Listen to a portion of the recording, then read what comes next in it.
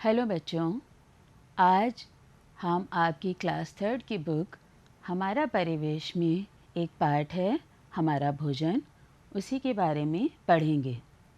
तो आप सब अपनी कक्षा 3 की किताब में 5वां पार्ट हमारा भोजन पेज नंबर 37 खोल लीजिए। बच्चों, जैसा कि आपको मालूम है, पिछले पाठों में पढ़ाया गया है कि भोजन हमारे शरीर की सिर्फ भूख ही नहीं मिटाता है, यानी हमें अगर भूख लगी हो और तब हम भोजन करें, ये ज़रूरी नहीं है। इसके साथ ही साथ भोजन हमारे शरीर की बहुत सारी आवश्यकताओं को पूरा करने में हमारी मदद करता है। इससे पहले कि आगे के पार्ट की हम चर्चा करें, आइए देखते हैं कि पहले हमने अब तक क्लासेस में क्या सीखा। बच्चों, आपको जैसा कि पहले बताया जा चुका है कि भूख लगने पर हम जो कुछ भी खाते या पीते हैं, कुछ भी अगर हम खाते या पीते हैं भूख लगने पर, आपको पहले ही बताया था, चाहे हम पीने में दूध पिएं, चाय पिएं, जूस, शरबत, कोल्ड ड्रिंक, कुछ भी अगर हम पी रहे हैं या हमें भूख लगने पर हम खाना खा रहे हैं, नाश्ता कर रहे हैं, बिस्किट, दाल मोठ, चिप्स, समोसा, रोटी, सब्ज़ी, जो कुछ भी हम खा रहे हैं या पी रहे हैं, तो उसे हम क्या कहेंगे? भोज्य पदार्थ। भूख लगने पर हम जो कुछ भी खाते या पीते हैं उसे हम भोज्य पदार्थ कहते हैं। अब इन भोज्य पदार्थों का मकसद सिर्फ हमारे शरीर में जो भूख लगती है उसे मिटाना नहीं है, उसके और भी बहुत सारे गुण हैं, क्योंकि भोजन हम इसलिए करते हैं। भोज्य पदार्थों को उनके गुणों के आधार पर 3 भागों में हम बांट सकते हैं। नंबर 1 पर वो भोज्य पदार्थ जो हमारे शरीर को ऊर्जा प्रदान करते हैं। ऊर्जा का मतलब भी आपको बताया था, ऊर्जा का मतलब ताकत से होता है। तो वे भोज्य पदार्थ जो हमारे शरीर को ऊर्जा यानी काम करने की ताकत प्रदान करें। दूसरे नंबर पे वो भोज्य पदार्थ जो हमारे शरीर की वृद्धि या विकास करते हैं, हमारे शरीर को मजबूती प्रदान करते हैं, हमारी मांसपेशियों को मजबूती प्रदान करते हैं। तीसरे नंबर पर वे भोज्य पदार्थ जो हमें रोगों या बीमारियों से बचाते हैं, यानी भोजन का मकसद सिर्फ इतना नहीं है कि हमने खाना खाया, हमें भूख लगी, हमने खाना खाया और हमारा पेट भर गया। इसके अलावा भी भोजन खाने से हमें क्या क्या फ़ायदे होते हैं? हमें ताकत मिलती है, हमारा शरीर मजबूत होता है और हम रोगों और बीमारियों से अपने आप को बचा लेते हैं। अब इसके आगे भी हम लोगों ने क्या पढ़ा था कि कौन कौन से ऐसे भोज्य पदार्थ हैं जो हमारे शरीर को ऊर्जा देते हैं। आइए देखते हैं। गेहूँ, चावल, चीनी, गुड़, आलू, अरवी, शकरकंद, गाजर, दूध, घी, तेल, मक्खन, अंडा इत्यादि। ये सब वो भोज्य पदार्थ हैं जिनको खाने से हमारे शरीर में ऊर्जा आती है, काम करने की ताकत आती है। और आपको याद होगा, आपको ये बताया था मैंने पिछले क्लास में कि जो लोग बहुत ज़्यादा शारीरिक श्रम करते हैं उन्हें ये ऊर्जा देने वाले भोज्य पदार्थ ज़्यादा मात्रा में खाने चाहिए, और जो लोग शारीरिक श्रम कम करते हैं उनको ऊर्जा देने वाले भोज्य पदार्थ कम मात्रा में खाने चाहिए। अब देखिए आप, वृद्धि करने वाले भोज्य पदार्थ, वे भोज्य पदार्थ जो हमारे शरीर का विकास और वृद्धि करते हैं, ताकत देते हैं, मांसपेशियों को मजबूत बनाते हैं, छोटी मोटी जो टूट फूट हमारे शरीर में होती हैं उनको रिपेयर करने का, उनको ठीक करने का काम करते हैं, वे होते हैं वृद्धि करने वाले भोज्य पदार्थ। तो ये कौन कौन से हैं? सभी प्रकार की दालें, छोला, चना, राजमा, मूंगफली, अखरोट, सोयाबीन, इन सब चीज़ों को खाने से हमारे शरीर मजबूत होता है, शरीर की अच्छी वृद्धि होती है। इसके साथ अगर आप मांसाहारी हैं तो आप अंडा, मांस, मछली, चिकन, ये सब चीज़ें खा सकते हैं। अब देखिए रोगों से बचाने वाले भोज्य पदार्थ, जिसमें सभी तरह के फल और सब्जियां और दूध होता है। और ये बहुत ही इम्पॉर्टेंट और महत्वपूर्ण भोज्य पदार्थ हैं, क्योंकि इनको अगर हम खाएं, इनका हम हमेशा सेवन करते रहें तो हम बीमार नहीं पड़ेंगे। एक चीज़ आपने और देखी होगी बच्चों कि इसमें दूध ऊर्जा देने वाले भोज्य पदार्थ में भी है, वृद्धि करने वाले भोज्य पदार्थ में भी है और रोगों से बचाने वाले भोज्य पदार्थ में भी दूध है। इसका मतलब दूध एक ऐसा आहार है जिसका अगर हम हमेशा सेवन करते रहेंगे तो हमारे शरीर को सारे पोषक तत्व मिलते रहेंगे। जैसे आपने देखा होगा बच्चों, छोटे छोटे बच्चे होते हैं, कुछ 1 महीने के, 2 महीने के, 4 महीने के, 6 महीने के, जो कुछ भी सॉलिड चीज़ नहीं खाते हैं। वो आपकी और हमारी तरह रोटी, सब्ज़ी, बिस्किट, नमकीन, ये सब चीज़ें नहीं खाते हैं। वो सिर्फ दूध पर निर्भर होते हैं, दूध पीते हैं, उसी पे डिपेंड होते हैं। लेकिन उनकी शारीरिक शक्ति देखिए, जब वो पैर हिलाना शुरू करते हैं ना, हाथ पैर, तो हम और आप उनके जैसे हाथ पैर हिला नहीं सकते हैं। और वो जब गोद में मचलते हैं पूरी ताकत लगा के, तो कितनी वो अपनी ऊर्जा उसमें लगाते हैं। और वो खाते क्या हैं? कुछ खाते नहीं हैं, सिर्फ और सिर्फ दूध पीते हैं। तो दूध एक संपूर्ण आहार है।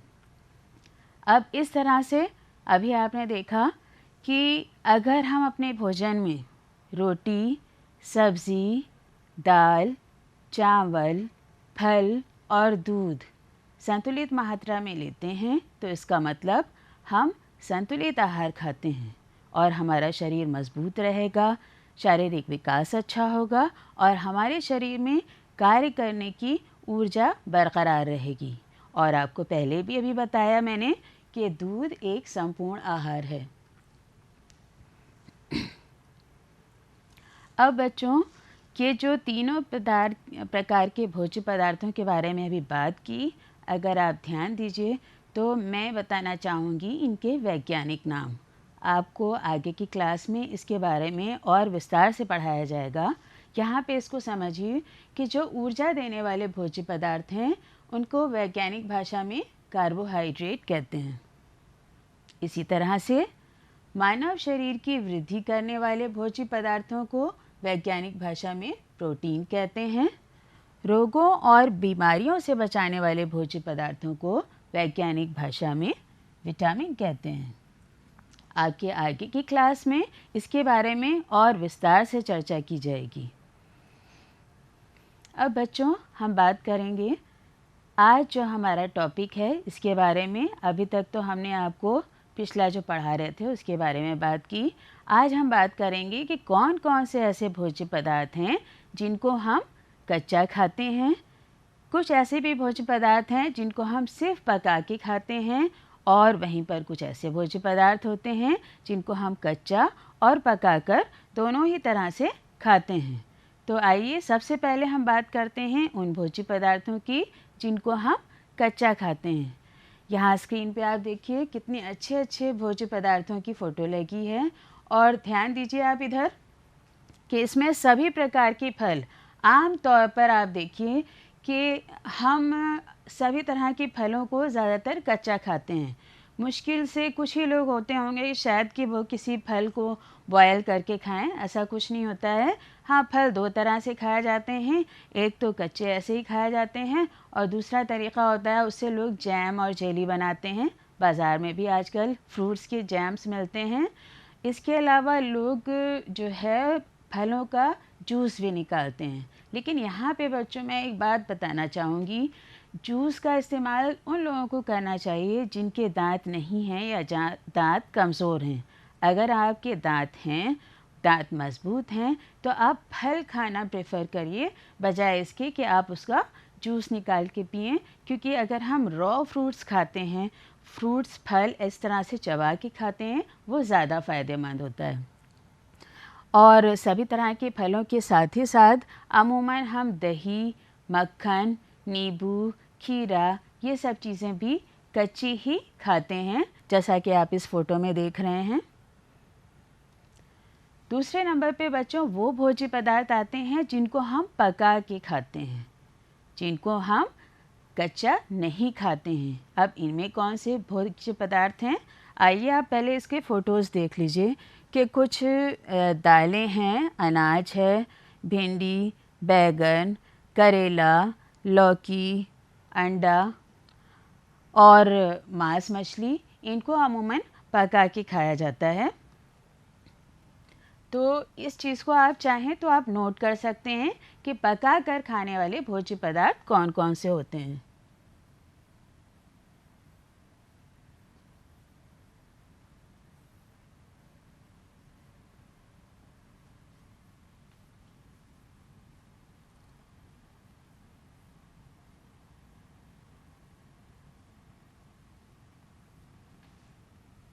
पकाकर खाने वाले भोज्य पदार्थ,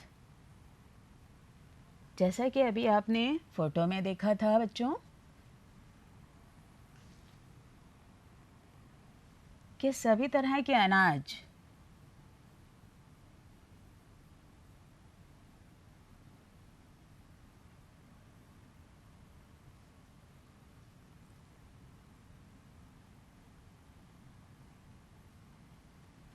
और दालें, कुछ सब्जियां,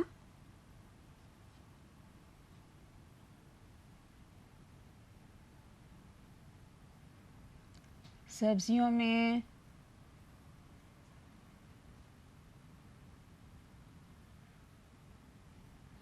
जैसे आलू हम कच्चा नहीं खाते हैं, हमेशा पका के खाते हैं। अरवी, भिंडी,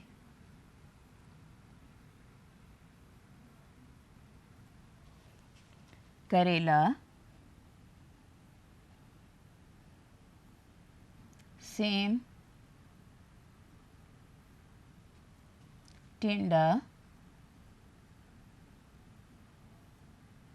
लौकी,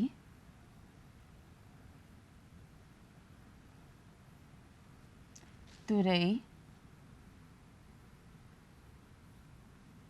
इत्यादि।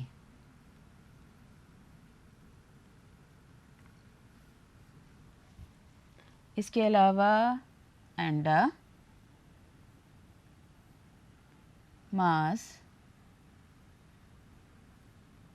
मछली, तेल और दूध। बच्चों बहुत से लोग दूध को कच्चा पी लेते हैं, नुकसानदेह है ये चीज़, उसमें कुछ बैक्टीरियाज होते हैं। अगर हम दूध उबाल के पीते हैं तो वही फ़ायदेमंद होता है, कच्चा दूध हमें नहीं पीना चाहिए। तो इस तरह से अगर आप देखेंगे तो जो पका कर खाने वाले भोज्य पदार्थ हैं उनमें सभी प्रकार के अनाज आते हैं, दालें आती हैं, कई सब्जियां भी होती हैं। कुछ सब्जियां ऐसी भी होती हैं जिनको हम कच्चा और पकाकर दोनों तरह से खाते हैं, लेकिन कई सब्जियां जैसे आलू है, टिंडा, भिंडी, लौकी, तुरई, करेला, इस तरह की सब्जियां हम सिर्फ पका कर ही खाते हैं। और जो मांसाहारी होते हैं, मांस, मछली, चिकन, अंडा, ये सब चीज़ें पका के खाते हैं। तेल भी कोई कच्चा नहीं पीता है, उसे भी इंसान पका के ही इस्तेमाल करता है। हाँ, घी अक्सर ऐसा होता है कि देसी घी होता है तो कच्चा दाल में, खिचड़ी में, सब्ज़ी में या रोटी में लोग उसको लगाना पसंद करते हैं। अब बात करते हैं उन भोज्य पदार्थों की बच्चों जिनको हम कच्चा और पकाकर दोनों तरह से ही खाते हैं। जैसे कुछ फल ऐसे हैं, आप को अभी सुन के हैरानी हो रही होगी, लेकिन अभी जब मैं नाम बताऊंगी तो आपके लगेगा कि हाँ मैडम बिल्कुल सही बात कह रही हैं। फलों में केला और पपीता ऐसे फल हैं जिनको कच्चा भी खाया जाता है और पका के भी। केले की सब्ज़ी बनती है, पपीते की बनती है, केले के चिप्स बनते हैं, बहुत मज़ेदार होते हैं। इसी तरह से कुछ मसाले होते हैं जैसे लौंग और इलायची, लोग ऐसे ही उसका सेवन करते हैं, कच्चा मुंह में रख लेते हैं, लेकिन भोजन पकाने में भी उसका इस्तेमाल होता है। इसके अलावा बहुत सी सब्जियां हैं। अब इन सब्जियों के अगर आप नाम देखेंगे तो टमाटर, गाजर, मूली, चुकंदर। पालक भी कुछ लोग कच्ची और पकाकर दोनों तरह से खाते हैं। मटर अक्सर लोग चबाना पसंद करते हैं। और इसके साथ ही साथ शिमला मिर्च। तो ये सारी चीज़ें ऐसी होती हैं कि लोग इनको कच्चा भी खाते हैं और पकाकर भी खाते हैं। इसके अलावा अगर आप ध्यान देंगे तो कुछ ऐसी सब्जियां हैं जिनको सलाद के तौर पे कच्चा भी खाया जाता है। जैसे आप ये देखिए टमाटर, इनको सलाद के तौर पे हम कच्चा भी खाते हैं। गाजर, मूली, चुकंदर, शिमला मिर्च। हरी मिर्च भी ऐसी होती है जो पका के भी खाई जाती है और उसको हम कच्चा भी खाते हैं।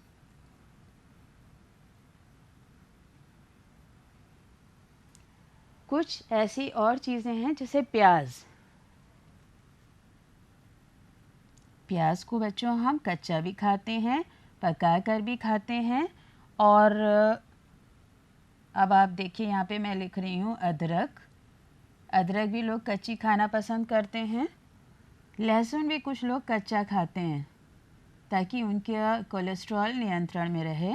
तो ये सब भी चीज़ें हैं जिनको लोग कच्चा भी खाते हैं और पकाकर भी खाते हैं। और ज़्यादातर टमाटर, गाजर, मूली, चुकंदर, प्याज, शिमला मिर्च, इनका इस्तेमाल सलाद बनाने में भी किया जाता है। यहाँ पर बच्चों एक बात मैं बताना चाहूँगी, हालांकि कुछ लोग पालक को कच्चा खाते हैं और पकाकर भी खाते हैं, लेकिन बेहतर ये होता है कि हम पालक जैसी चीज़ को पकाकर खाएं, कच्चा ना खाएं, क्योंकि वो पाचन में ज़्यादा बेहतर तरीके से सहायक होती है और पका के खाने से, उबाल के खाने से वो हमारे स्वास्थ्य के लिए ज़्यादा लाभकारी होती है। अब हमने ये देखा बच्चों कि भोजन हम जब कच्चा खाते हैं तो उसके बारे में मैंने बात की कि हमें रॉ फ्रूट्स, कच्ची चीज़ें, कच्चा भोजन जो हम चबाएंगे और खाएंगे उससे हमें बहुत फ़ायदा होता है, बजाय इसके कि हम उसका जूस निकाल के लें। इसी तरह से खीरा, नींबू, इन सब चीज़ों का सेवन करना चाहिए। और ये सब चीज़ें ऐसी होती हैं जिनसे हमारी स्किन बहुत अच्छी होती है, बाल अच्छे होते हैं, आँखें भी अच्छी होती हैं, आँखों की रोशनी कम नहीं होती है। पकाकर खाए जाने वाले भोज्य पदार्थ, क्योंकि उनको इस वजह से बच्चों पका के खाया जाता है क्योंकि अगर हम कच्चा खाएंगे तो हमें वो मुश्किल से डाइजेस्ट होंगे और पाचन में हमें ज़्यादा समस्या का सामना करना पड़ेगा। जब भोजन को पका के खाया जाता है तो वो मुलायम हो जाता है, हमारे दांतों को चबाने में भी उसको बहुत मेहनत नहीं करनी पड़ती है और हम आराम से उस भोजन को डाइजेस्ट कर लेते हैं, यानी वो भोजन पच भी जाता है। अब आगे हम लोग बात करते हैं बच्चों भोजन खाने या बनाने से पहले की सावधानियाँ। इस चीज़ को बहुत ध्यान रखने की ज़रूरत है कि हमें अगर भोजन खाना है या बनाना है तो उससे पहले हमें किन किन बातों का ध्यान रखना चाहिए। आइए देखते हैं। फल और सब्जियां खाने या पकाने से पहले उसे ठीक प्रकार से धो लेना चाहिए। बहुत ज़रूरी बात है ये कि कोई भी फल या सब्ज़ी, अक्सर मैंने देखा है लोगों को, कोई फल लिया और कपड़े से या हाथ से यूं करके पोंछा और खाना शुरू कर दिया। ये बहुत गलत आदत है, इस तरह से नहीं करना चाहिए, क्योंकि बाहर से आप जो भी फल या सब्ज़ी ख़रीद के लाते हैं उस पे धूल मिट्टी, उस धूल मिट्टी के साथ तमाम तरह के कीटाणु उसके ऊपर जमे हुए होते हैं। अगर आप उसको कायदे से धो के नहीं खाएंगे तो वो गंदगी के कीटाणु आपके मुंह के ज़रिए आपके पेट में जाएंगे और कहीं ना कहीं आपको नुकसान पहुंचाएंगे। दूसरी चीज़, हमें बाज़ार से खुली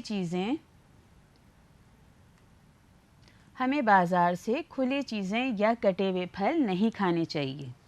ये बहुत ज़रूरी बात है और इस चीज़ का हम सबको ध्यान रखना चाहिए।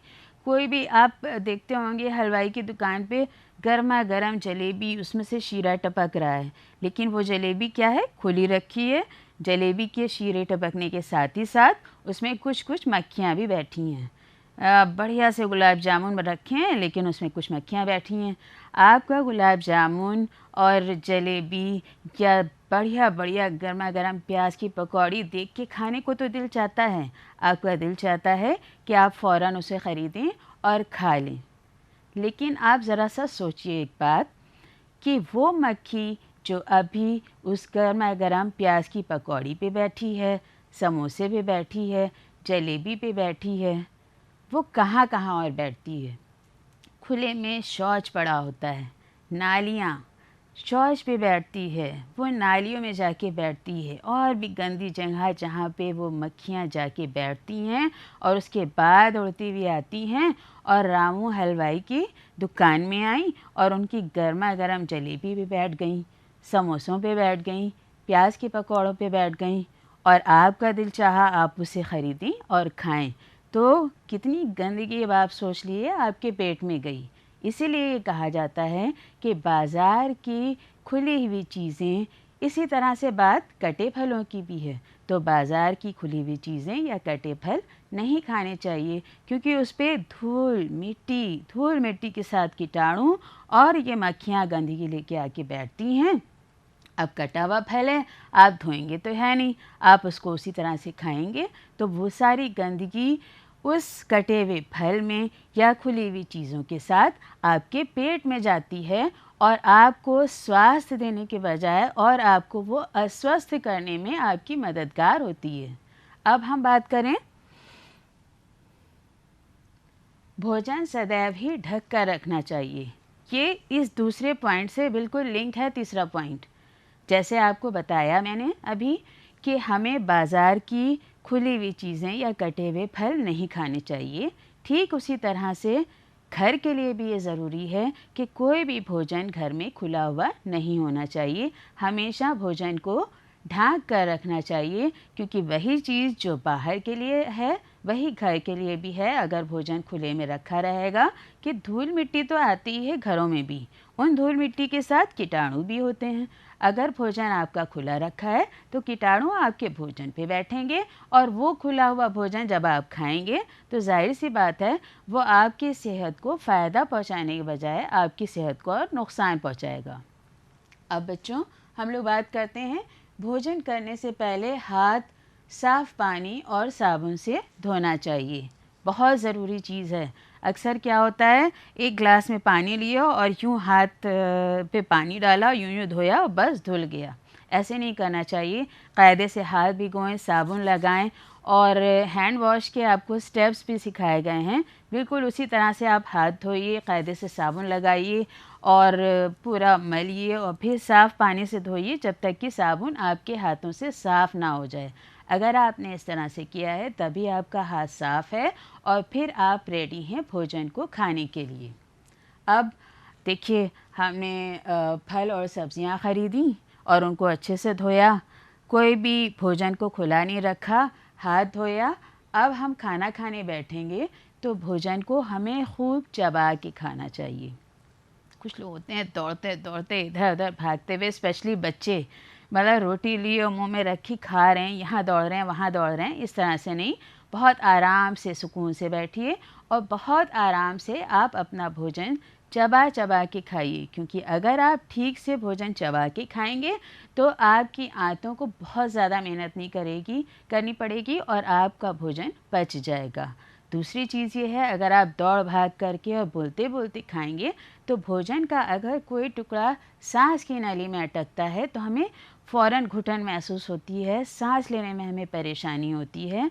तो ये बहुत ज़रूरी होता है बच्चों कि हम इधर उधर दौड़ भाग करके भोजन न खाएं, एक जगह पे बैठकर भोजन करें और भोजन चबा कर खाएं। और भोजन करने के बाद भी हमें हाथ बहुत कायदे से पानी और साफ़ साबुन से धोना चाहिए।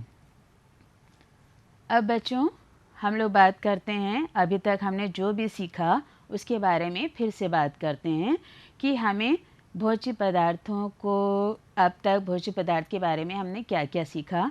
सबसे बड़ी चीज़ ये है कि इधर देखिएगा, हम भोज्य पदार्थों को कच्चा पकाकर और दोनों तरह से भी खाते हैं। जैसे अधिकतर मेवे, फल, दही, नींबू इत्यादि, ये सब हम कच्चा खाते हैं। अब देखते हैं कुछ अनाज दालें, अंडा, मांस, मछली, कुछ सब्जियां भी हैं जैसे आलू, अरवी, बैगन, कद्दू इत्यादि। ये सब हम पका कर ही खाते हैं, हम इन्हें कच्चा नहीं खाते हैं। लेकिन यहाँ पर एक बात मैं और बताना चाहूँगी कि अनाज में जैसे चना है, आपने देखा होगा लोग अंकुरित चना खाते हैं। चना है और साबुत मूंग की दाल है, उसको भिगो के रखा जाता है। जब वो अंकुरित हो जाती है, उसमें जब अकवे निकल जाते हैं तो उसको फिर पानी उसका छान के भीगे कपड़े में रखा, अंकुरित हो गई तो उसको लोग खाना पसंद करते हैं क्योंकि उसमें आयरन बहुत ज़्यादा होता है। वो भी स्वास्थ्य के लिए बहुत लाभकारी होता है और बहुत फ़ायदे की चीज़ होती है।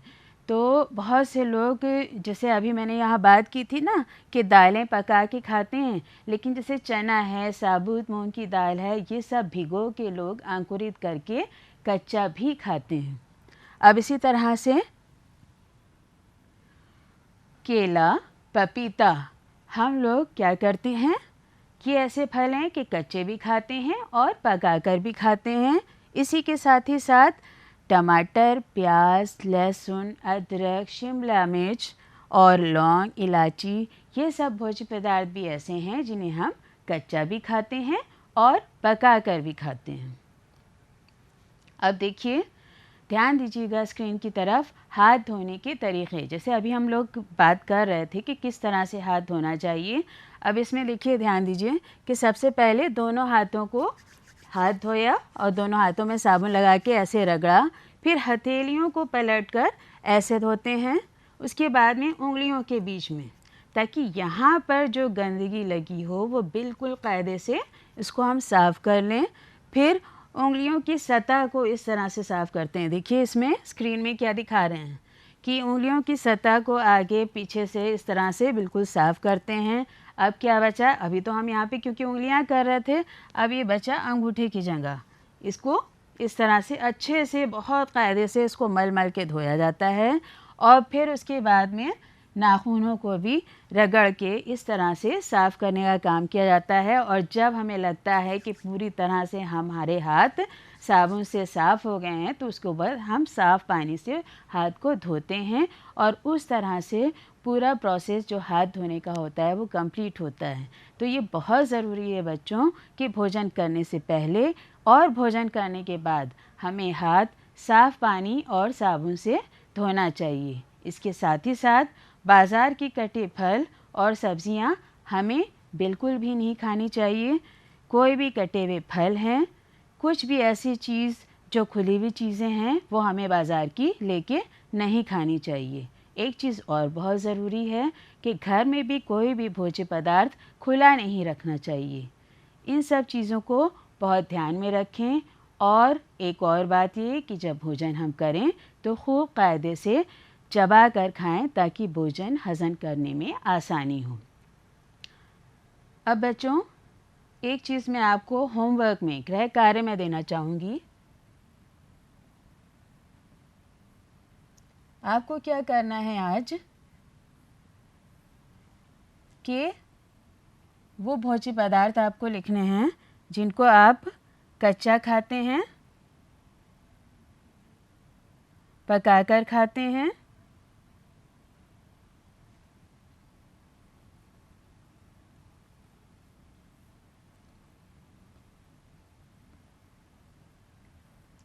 और कच्चा और पकाकर दोनों तरह से खाते हैं। इनकी आप सूची बनाइएगा और कम से कम इसमें आप 5-5 नाम लिखिएगा।